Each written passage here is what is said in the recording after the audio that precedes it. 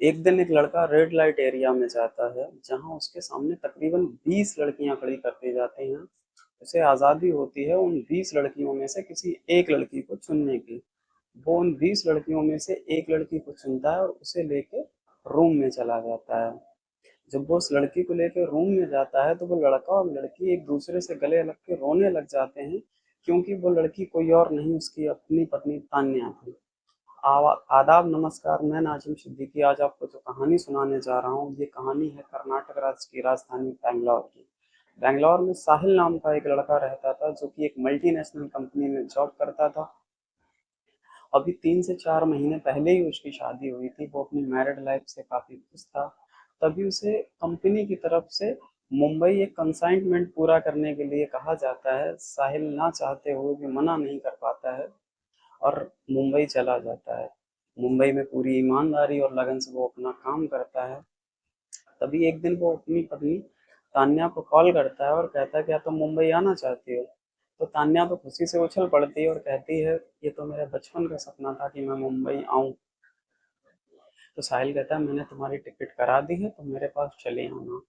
जब अगला दिन होता है तो तान्या तय वक्त पर बैंगलोर प्लेटफॉर्म पर पहुंचती है और अपनी बर्थ पर बैठ जाती है। वहां बैठने के बाद वो सबसे पहले कॉल करती है अपने सास और ससुर को। उन्हें बताती है कि मैं बैठ गई हूँ। उसके बाद वो कॉल करती है साहिल को, उसे भी बताती है।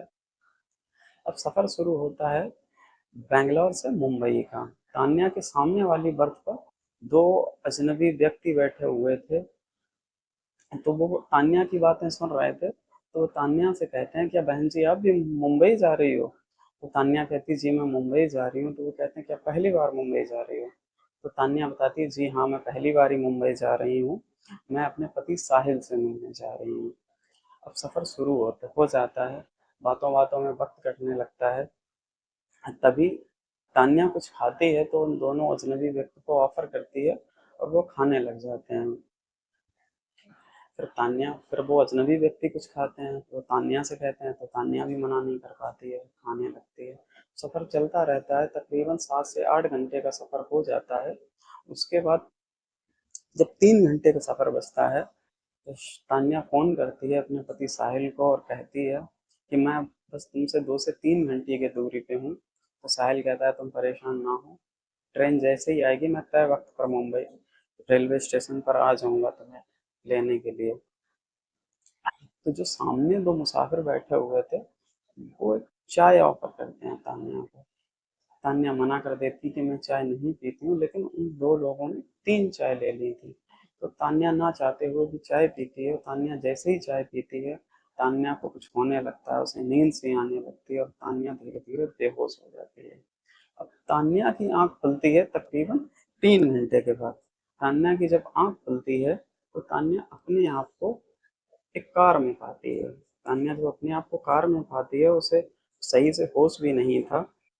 तो तान्या इस बात का विरोध करती है और तान्या एक चीज देखती है कि कार कोई तीसरा शख्स चला रहा है जो ट्रेन में नहीं था।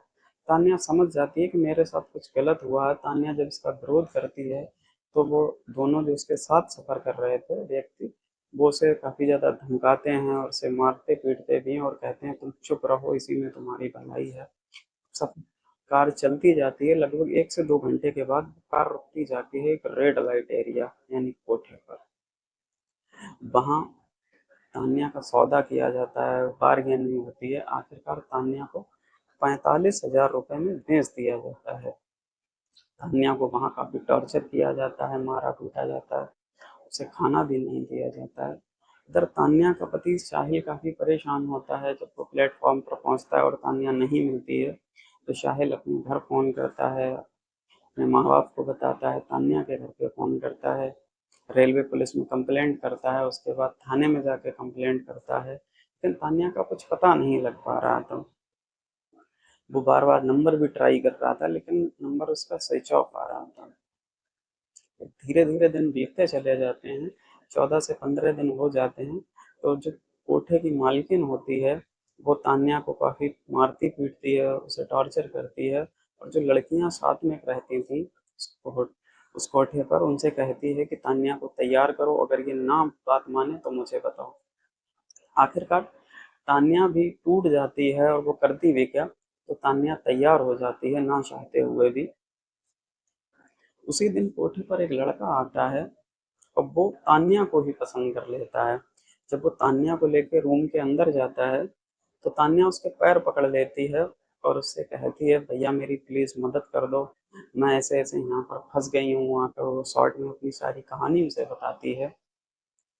अब वो लड़का या तो आप भला इंसान कह लें या नेक दिल इंसान कह लें या शरीफ इंसान कह लें, शरीफ तो उसे नहीं कह सकते हैं, तो अच्छे लोग कोठे पर नहीं जाते हैं, ये बात मैं आपके आप सबके विवेक पर छोड़ता हूँ, आप उसे क्या नाम देंगे। लेकिन वो तान्या की मदद करने के लिए तैयार हो जाता है। तो वो तान्या से कहता है, कहो मैं तुम्हारी किस तरह से मदद कर सकता हूँ। तो तान्या उससे कहती है, तुम मुझे बस एक कॉल करा दो। तो तान्या उसके फ़ोन से अपने पति का नंबर डायल करती है, उससे बात करती है, रोने लगती है। तो साहिल उससे पूछता है, तुम यहाँ कैसे पहुंच गई हो। तो जो कुछ होता है तो वो बता देती है, शॉर्ट में जितना बता पाती है। तो साहिल उससे कहता है, तुम परेशान ना हो, जहाँ तुमने इतने दिन काटे हैं कुछ घंटों का और इंतजार करो। तो साहिल उससे जब एड्रेस पूछता है तो वो बता नहीं पाती है, क्योंकि वो तो वहाँ उस शहर में अजनबी थी।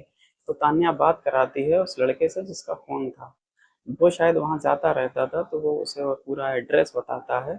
वो फ़ोन लेके अपना बाहर निकल जाता है। अब साहिल काफ़ी परेशान होता है। साहिल एक कशमकश में था कि मैं थाने में जाके पुलिस को बताऊं या खुद जाऊं। उसके बाद साहिल एक फैसला लेता है कि मैं थाने में नहीं जाऊंगा। पुलिस जब रेड करेगी तो क्या पता तान्या इधर से उधर चली जाए। जब इतना हो जाता है तो साहिल उस कोठे के लिए निकल जाता है, और साहिल जब उस कोठे पर पहुंचता है तो उसके सामने कई लड़कियां खड़ी कर दी जाती हैं, लेकिन साहिल सबको रिजेक्ट कर देता है। उसे तो इंतजार अपनी पत्नी तान्या का था। आखिरकार जब तान्या उसके सामने आती है तो वो तान्या को देखकर हाँ कर देता है। जब वो तान्या को लेकर रूम में जाता है तो दोनों एक दूसरे से मिलकर रोने लगते हैं। इसके बाद साहिल सबसे पहले कॉल करता है पुलिस कंट्रोल रूम में। और मैं सराहना करना चाहूँगा यहाँ मुंबई पुलिस की। मुंबई पुलिस थोड़ी भी देर नहीं करती है और फोर्स के साथ मौके पर पहुँचती है उस कोठे पर, और साहिल को और तान्या को आज़ाद करा लेती है उन दरिंदों के चंगुलों से। और उस दिन ना जाने कितनी तान्या आज़ाद हुई थी उस कोठे से। आखिरकार उस कोठे की मालकिन जो होती है उसे गिरफ्तार किया जाता है। और वो जो दलाल थे जो तान्या को यहाँ लेके आए थे, 2-4 दिन की कशमकश के बाद पुलिस ने सर्च वारंट चलाने के बाद उन दोनों को भी गिरफ्तार कर लेती है। उन वो जो दो दलाल थे उनका काम यही था, रेलवे प्लेटफॉर्म बस स्टैंड पर घूमते रहते थे, ट्रैवल करते थे। अकेली लड़कियां या अकेली महिलाएं जो खूबसूरत हों उन्हें अपना शिकार बनाते थे और होटल पे ले जाकर बेच देते थे। मैं सराहना करना चाहूँगा यहाँ शाहिल की, जिसने एक अच्छे नागरिक, एक अच्छे पति होने का फर्ज निभाया और अपनी पत्नी को हाल में वहाँ से बचा लिया। इस कहानी से हमें एक सीख मिलती है, हमें ये सीख मिलती है, जब हम सब कहीं ना कहीं सफ़र करते रहते हैं, जब हम कहीं जाते हैं या आप कहीं जाते हैं, तो एक चीज़ अमूमन होती है ट्रेन या बसों में, कुछ ही देर में जान पहचान बहुत अच्छी बन जाती है एक अजनबी शख्स के साथ। तो हमें एहतियात ये करना चाहिए, ना अपनी चीज़ किसी को खिलानी चाहिए, ना उससे लेके कोई चीज़ खानी चाहिए। पता नहीं कौन सा शख्स किस रोग में आपको नुकसान पहुंचा दे।